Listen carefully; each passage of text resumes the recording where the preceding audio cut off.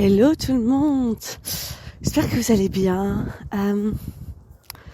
J'avais envie de vous proposer une petite réflexion qui permet de comprendre aussi ce qui se passe quand on a l'impression de tout le temps se battre, que la vie est pas simple, qu'elle est dure. Alors que pour d'autres, on voit que il suffit de laisser faire et tout arrive. Bon, il y a plusieurs choses, mais il y a une qui est assez forte qui est quand on se bat contre sa propre nature, c'est-à-dire contre ce qu'on est censé, ce qu'on est invité à vivre et faire sur cette terre, et ce qu'on est invité à donner, ce qu'on est invité juste à être, notre nature, même notre nature profonde, notre âme. Quand on se bat encore et encore contre ça, parce qu'on a appris qu'il fallait être autrement pour être aimé, parce qu'on a des croyances qui disent que alors on sera une mauvaise personne, parce qu'on a appris autrement, parce qu'on se protège. Là en fait on se bat non-stop contre nous-mêmes, et donc qu'est-ce qu'on a en face de nous comme miroir? Un champ de bataille aussi, et tout est dur. Quand on accepte d'être cette nature profonde, de faire ce à quoi on est invité à faire, c'est-à-dire ce qui est naturel pour nous, ce qui est que on est comme ça, on peut même pas s'en empêcher. Vous savez, le naturel revient en galop, parce que quand on n'y pense pas, on est comme ça. Quand on se limite pas, on est comme ça. Quand on n'a pas peur, on est comme ça. Quand on ne se juge pas, on est comme ça. On agit comme ça, on pense comme ça, on fait comme ça. On rigole comme ça, on parle comme ça. On s'autorise tout ça. On arrête de se battre contre soi, on arrête de se battre contre la nature profonde, contre notre âme, cette lumière qu'on a tous. Et en face de nous, le miroir, c'est quoi? C'est que la vie, elle se déroule aussi, sans qu'on ait à se battre. Et tous ces autres désirs qui sont dans notre âme et qui sont dans notre nature de vivre, se déroulent aussi. Un peu ce qui permet à l'herbe de pousser herbe, quoi. Et j'ai envie de vous inviter à voir, non pas qu'est-ce que vous vous limitez de vivre, mais qu'est-ce que vous vous limitez d'être. Où est-ce que vous limitez votre être, votre nature, pour plaire à quelqu'un d'autre. Pas parce qu'on vous a dit que ce serait mieux comme ça, pour vous protéger de quelque chose. Où est-ce que vous vous limitez? Et ça peut être limiter votre rayonnement, limiter votre parole, limiter votre énergie, limiter votre vivant, vous limiter tellement de choses. Limiter vos actions, limiter vos rêves. Parce que. Et vous pouvez même faire la liste des parce que. Et vous pouvez voir si vous avez envie de vivre quelque chose, mais vous ne faites pas, dites-vous pourquoi. Et puis il y a le parce que. Il y a plein de choses. Et pourquoi est-ce que j'ose pas? Parce que vous allez voir où est-ce que vous limitez votre âme de s'exprimer. Et d'avoir le miroir de la vie qui vous renvoie ça exactement. C'est-à-dire l'expression de votre âme. Donc de tous vos désirs d'âme. Et c'est ça l'essence même de la manifestation. C'est ça l'essence même de l'abondance. C'est de se permettre d'être cette abondance. Et comment est-ce qu'on est dans cette abondance? En étant soi. L'herbe n'essaye pas d'être un arbre. Elle est herbe. Elle est abondante dans l'herbe. Voilà, j'avais envie de vous partager ça parce que c'est une autre manière de poser votre attention, et je sens qu'aujourd'hui nous sommes appelés à aller délimiter notre âme, à aller délimiter notre action dans le monde, à aller délimiter notre rayonnement. Parce qu'en faisant ça, c'est énormément d'amour qui se délimite aussi, et on construit quelque chose de nôtre. On construit quelque chose de nouveau, on construit d'autres vies, on construit un autre monde.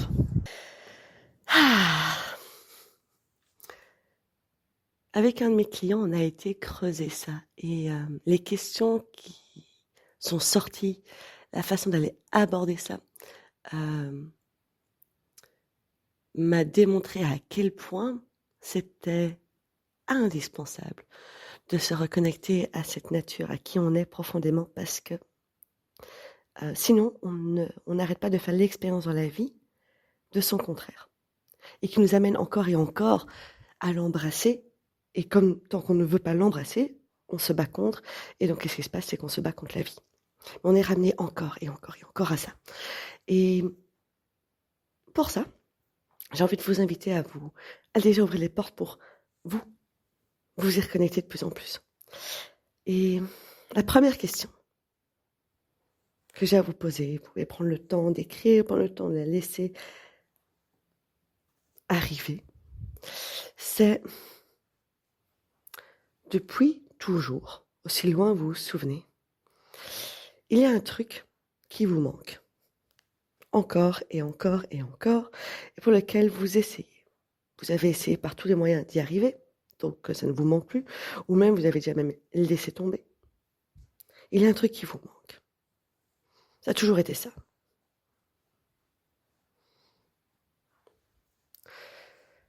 Et allez voir.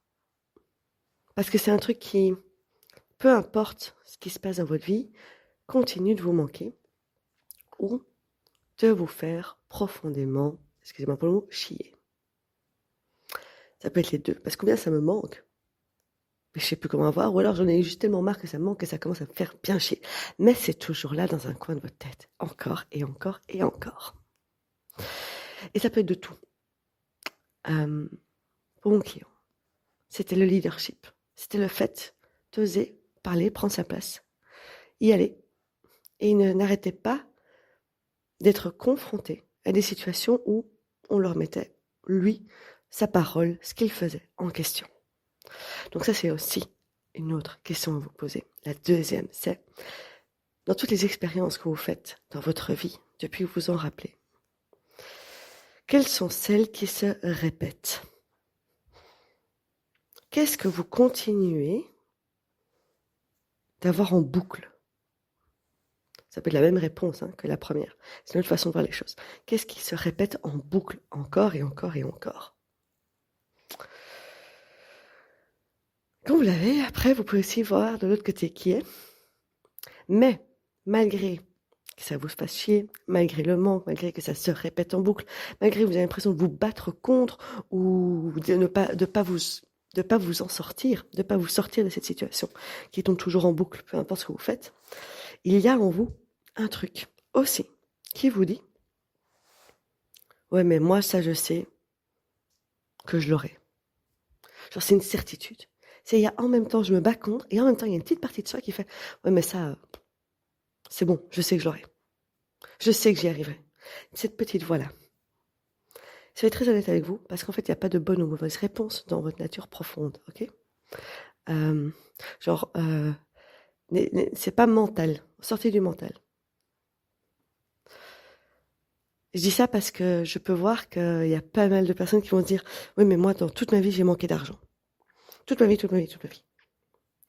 Et que je me suis toujours trouvé avec des situations où je manque d'argent. » Ok. Mais est-ce que, dans votre vie, depuis toujours, vous vous dites que, avec certitude, c'est pas un problème, vous en aurez toujours. Que peu importe que vous n'ayez pas d'argent, vous en aurez toujours. Vous arriverez toujours à en gagner, il arrivera toujours. Donc vous n'avez pas de stress à avoir. Je pose cette question-là parce qu'on peut vite penser que c'est la nature profonde et par rapport à ce qu'on désire. Moi, j'ai envie de vous sortir de ça. On s'en fout de ce que vous désirez aujourd'hui. Littéralement, vraiment, je m'excuse, mais on s'en fout. On s'en fout complètement de ce que vous désirez aujourd'hui, de ce que vous vivez. Là, on est sur un autre plan. On est sur le plan de votre âme. Alors, laissez tous vos désirs de côté, laissez tous vos manques, toutes vos peurs de côté pour aujourd'hui et reprenez l'exercice en revenant avec la première question de qu'est-ce qui vous a manqué toute votre vie ou qui vous a fait chier toute votre vie?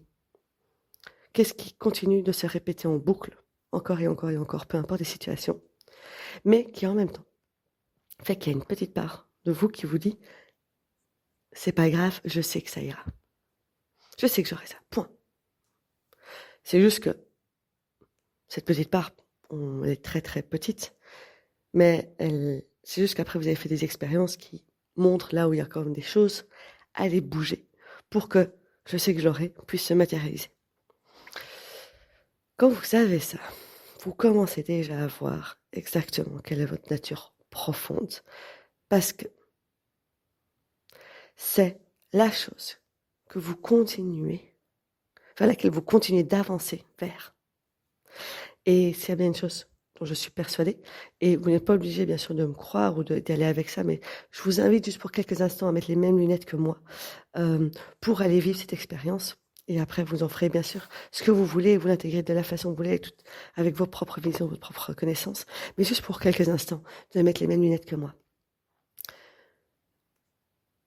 Pour moi, nous sommes sur cette terre parce que nous avons quelque chose à vivre. Et pour moi, on a quelque chose à vivre qui vient de se reconnecter à notre âme. C'est comme si on avait décidé faire cette part de nous, cette âme qui est liée à l'énergie divine, à Dieu, tout comment on l'appelle, à l'amour, est venue s'incarner sur terre pour faire des expériences dans l'intensité, des expériences de vie. Et le chemin de cette expérience est de se reconnecter à cette nature profonde, pour se reconnecter à la vie dans sa nature profonde. Et tant qu'elle ne se reconnecte pas, la vie peut sembler dure. On peut sembler se battre contre et continuer à faire des expériences pour venir de plus en plus profondément trouver. Et c'est ce qu'on appelle le dharma. C'est notre mission de vie, en fait. Qu'est-ce qu'on est appelé à vivre et à faire et à contribuer dans le monde. Et pour moi, on fait beaucoup d'expériences pour le trouver. Et les expériences pour le trouver, et puis pour le découvrir, pour s'en émerveiller. On peut pas le reconnaître si on n'en a pas manqué. On peut pas savoir ce que c'est l'eau chaude si on n'a pas connu l'eau froide. Et encore mieux si vous avez déjà fait si vous avez été au scout ou même été dans des stages de forêt ou autres, ou peu importe où, mais vous avez déjà passé plusieurs jours, plusieurs semaines avec que de l'eau froide. Quand on rentre chez soi, qu'on a de l'eau chaude, c'est miraculeux. Ou on n'a pas eu de toilette, moi j'étais au scout et donc on n'avait pas de toilette pendant 2 semaines. On arrive et il y a l'eau courante, c'est merveilleux. Il y a un lit, c'est merveilleux. Et juste des portes et des fenêtres, c'est merveilleux parce qu'on passe notre temps en tente. On a besoin de voir qu'on ne l'a pas pour pouvoir le retrouver et trouver que c'est merveilleux. Et donc moi je pense que c'est la même chose avec notre nature profonde. Mais une fois qu'on s'y connecte après, on arrête de se battre contre et les restes et désirs d'âme, hop, se lancent et qu'on est dans notre dharma, donc dans cette nature profonde, dans cette âme qui est là, la nature de notre âme, donc notre mission de vie, la vie se déroule aussi. Elle continue de se dérouler dans son intensité avec les expériences, etc. Mais il n'y a plus à se battre. On peut déposer les âmes parce qu'on a trouvé. Et donc je vous invite à aller le toucher du doigt et à vous autoriser à l'assumer et à l'intégrer.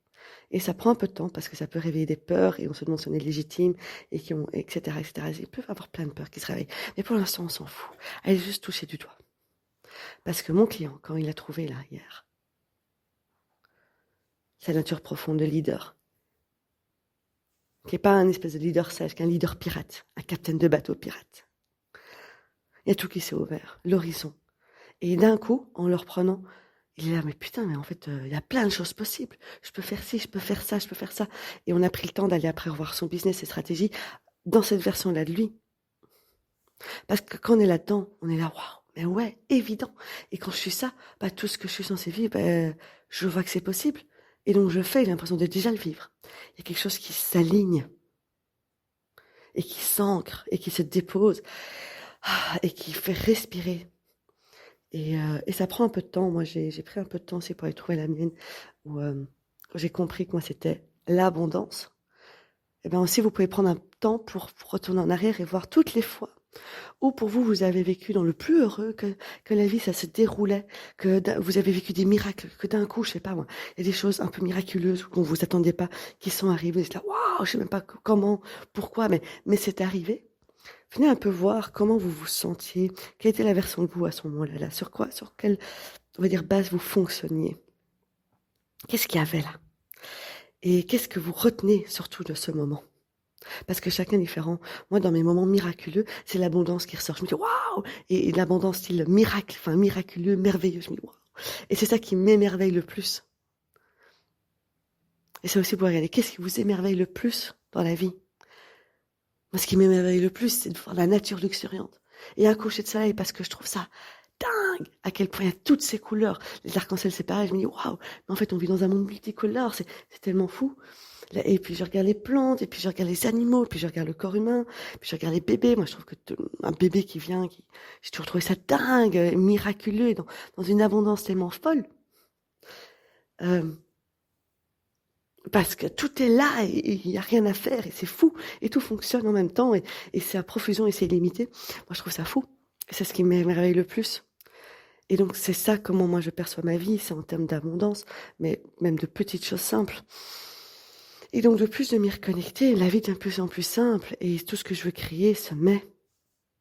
C'est pas uniquement l'abondance financière, c'est le tout, c'est de vie, en fait, l'abondance de vie. Et je vois à quel point ça, c'est mon âme, ma nature profonde. Parce que c'est le truc que j'ai cherché toute ma vie, qui m'a manqué toute ma vie, vers lequel j'ai lutté contre, même l'abondance de vie aussi, que j'ai fouillé, que je me suis battue contre, qui m'a manqué, mais qui en même temps, il y a un truc dans ma tête qui dit bah, ça j'aurai toujours, point. Oui, j'ai toujours dit, pourquoi est-ce que je vis pour la vie? Il n'y a pas, voilà, rien d'autre. Et s'il n'y a plus de vie, bah alors je veux bien mourir. Ça va plus loin. Et là-dedans, bah oui, il y a aussi l'abondance financière. C'est pour ça que ça me passionne d'en découvrir plus encore et encore et encore. Je suis passionnée, j'arrête pas de lire et de me former et de découvrir comment d'autres personnes pensent ça, parce que je me dis, waouh, il y a tellement de choses et je trouve ça dingue. Vous pouvez regarder ce qui vous passionne aussi. Et voilà, prenez juste un temps pour venir intégrer tout ça. Prenez juste un temps pour venir déposer tout ça. Et vous pouvez regarder dans votre passé est votre meilleur guide par rapport à ce que vous avez à vivre. Il peut vous montrer déjà tout ce qui a déjà été fait. Vous n'avez pas besoin d'imaginer qu'il y a des choses à devoir créer, développer, guérir dans le futur, parce qu'en fait, dans votre passé, vous l'avez déjà fait. Regardez votre passé, regardez ce qui vous émerveille, regardez vers quoi vous manquez, vous vous battez contre, mais qu'il y a un truc qui vous dit ça ira toujours. Allez, en prenant l'abondance financière, en partageant ma façon de voir les choses. Moi, j'ai un panier percé depuis que j'ai de l'argent en poche. Donc depuis, je sais pas, moi, j'ai dû recevoir ça à 8 ans. Un truc comme ça. J'ai jamais gardé l'argent. Et il y a un truc en moi, par contre, qui a toujours dit, c'est pas grave, moi, l'argent, j'en aurai toujours. J'arriverai toujours à avoir de l'argent, à en générer, à en recevoir. J'ai un truc en moi qui me dit ça. Depuis toujours. Et j'ai toujours eu ça. Et oui, j'ai dû parfois emprunter, parce que par contre, j'ai fait l'expérience qu'à un moment ou l'autre, garder de l'argent pouvait m'aider quand même à accéder à mes rêves. Et ça, c'est l'expérience que de plus je grandis, plus j'ai des rêves qui sont de plus en plus grands et des envies plus grandes. Et qu'il y a un temps où j'ai à apprendre à garder cet argent. Ça, c'était l'apprentissage que j'ai fait, parce que je ne gardais rien. Et entre-temps, j'ai jamais rien manqué. J'ai toujours, non pas contracté des crédits à l'État, mais trouvé toujours des gens pour me prêter que j'ai remboursé après. J'ai toujours trouvé un boulot quand j'en avais besoin. Toujours.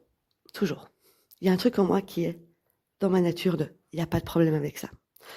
J'ai fait l'expérience de m'autoriser à le voir, parce que naturellement, avec ma croyance d'être un panier percé, que moi, de toute façon, je ne sais pas gérer l'argent, que j'en ai pas besoin, que j'en veux pas, que c'est pas intéressant, pas important dans ma vie, clairement, je me battais contre non-stop. Et mes expériences ont été de plus en plus fortes au fur et à mesure que je me suis rapprochée de ma nature. Donc, au fur et à mesure que j'enlève mes peurs, au fur et à mesure que j'enlève les couches d'oignons et que je me retrouve moi, dans mon âme, ma nature, mon dharma, je fais des expériences de plus en plus grandes de manque d'argent qui me bloquent dans ce que j'ai envie de créer et de vivre. À des points où je suis là, là, il n'y a vraiment plus rien sur le compte. Qu'est-ce que je fais? Et tout ça est occupé à se rééquilibrer aujourd'hui, à se refaire. Et je sens que je continue à bouger les curseurs, mais de m'autoriser à penser ça. En fait, moi, ma nature profonde, c'est l'abondance, dont l'abondance financière, si j'en ai envie. Et là, j'ai dit, j'en ai envie. Donc, je peux parler d'abondance. Je peux venir transmettre ça. Je peux être légitime là-dessus. Je peux me le permettre de le vivre complètement, entièrement, sans limite. Et donc, il y a plein de peurs, bien sûr, qui surgissent, telles que, est-ce que je suis légitime? Attends, qui est-ce que je suis pour parler de ça? Quand tu viens même pas d'un milieu où ça gagnait beaucoup d'argent, pourquoi est-ce que toi tu penses que ce serait différent? Ton passé t'a montré que de toute façon pas. Bla bla bla. Ou pas. Parce qu'en fait, on s'en fout. De mon passé, on s'en fout de toutes ces peurs. Il n'y a pas besoin d'aller voir mon petit ego qui est là, qui vient me faire surgir plein de mensonges. C'est là et eux. Je sais que mon chemin de vie m'amène à aller vers de plus en plus d'abondance là-dedans, parce qu'en fait, c'est vers plus en plus de vie, et ça, c'est mon grand kiff. C'est mon chemin à moi. Et si je peux après aider, transmettre, débloquer, insuffler cette vie dans les entreprises, dans le business des autres, mais dans leur vie pro aussi, pardon, dans leur vie perso aussi, ça c'est mon chemin. Parce que si c'est mon dharma, c'est pas pour juste moi, c'est pour le monde entier. C'est pour la société, c'est pour les gens, c'est pour la terre, c'est pour l'univers. C'est pas juste pour moi de faire ça. Je l'apprends par mon trajet personnel, mais après, je le rayonne, je le diffuse, je le transmets à une échelle mondiale. Parce que ça, c'est aussi ma propre ambition, c'est mon chemin. Mais autorisez-vous à faire ce chemin, à ouvrir les yeux de ce chemin, à aller toucher cette nature profonde, cette âme, ce dharma en vous, et à vous autoriser à l'assumer, à l'intégrer. Déjà, prenez juste un moment pour voir ce que ça vous fait d'être là en mode ouais, c'est ça en fait. Et ça tombe comme une évidence, et il y a de la joie, et la puissance, et ça fait bouillonner les cellules. On est là, mais oui, c'est ça. Prenez juste le temps de ressentir ça, et d'y revenir encore et encore. Et s'il y a des peurs, c'est ok, accueillez-les. S'il y a des peurs, faites-vous accompagner pour, si elles sont trop fortes, pour les débloquer, les déverrouiller. Mais ne laissez pas entraver l'expression pure de votre nature profonde, de votre âme, de votre cœur. Parce que c'est le plus beau cadeau, c'est ce que vous êtes occupé à être sur cette vie. C'est votre chemin. Et vous n'avez aucune idée du miracle que ça peut faire. Mais je peux vous assurer que si chacun s'autorisait à être purement dans l'expression pure de son âme, et ce monde il serait fantastiquement beau parce que chacun serait soi et ferait exactement ce qui est bon pour lui et recevrait exactement ce qui est bon pour lui, et dans l'amour total de soi-même, et donc dans l'amour total des autres, et donc dans un monde qui est bienveillant, tolérant, plus que tolérant, connectant, et donc bien différent du monde et de la société dans laquelle on vit aujourd'hui. Et ça, c'est pour ça que je vous partage tout ça, parce que ça, c'est mon but. C'est mon but, c'est mon objectif. Et si, quand je pars de cette terre, 10%, allez, soyons fous, 10% du monde a changé comme ça, c'est bon, moi j'ai rempli ma mission. J'ai fait ce que j'avais à faire. Voilà, j'avais très à cœur de vous partager tout ça. N'hésitez pas à me poser des questions. Je vous embrasse et je vous souhaite une magnifique journée.